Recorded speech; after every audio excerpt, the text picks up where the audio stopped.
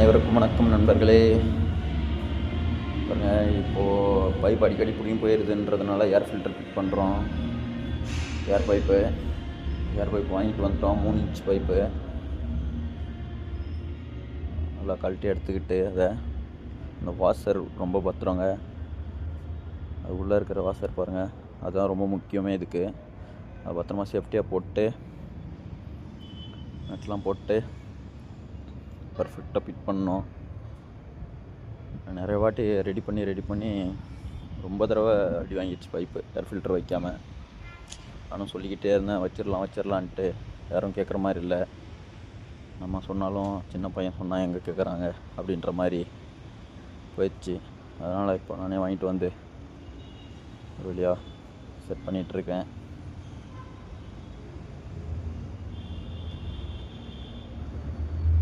அழகாக நெட்லாம் போட்டு டைட் பண்ணியாச்சு. காலையில் வந்ததுங்க. காலையிலேயே 6 மணிக்கெலாம் வந்து இதை வச்சிடணும் அப்படின்றதுக்காண்டி எடுத்து வந்து ஃபிட் பண்ணிட்டேன். நம்ம மாமா தான் வீடியோ எடுக்கிறாரு. வீடியோ கொஞ்சம் அவ்வளோ வராது, கொஞ்சம் அட்ஜஸ்ட் பண்ணிக்கோங்க. ஏன்னா நம்ம மாமாவுக்கு அந்தளவுக்கு நாலேஜ்லாம் கிடையாது. ஆடு மேய்க்கிற ஒரு சின்ன வயசுலேருந்து அவர் இப்படியும் ஒரு 100 வயசுக்கு மேலே இருக்கும். போன வீடியோலலாம் அவரை பார்த்துருப்பீங்க. எதுவும் தப்பாக எடுத்துக்காதீங்க. ரொம்ப கொஞ்சம் அட்ஜஸ்ட் பண்ணி தான் எடுக்கிற மாதிரி இருக்கும். பாருங்கள்,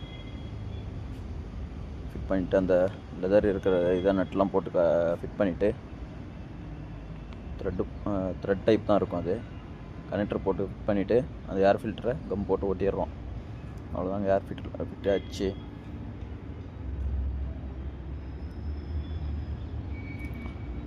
கம் போட்டு ஒட்டிட்டு அந்த மண்ணெல்லாம் இழுத்து விட்டு ஃபுல்லாக முடியாச்சு.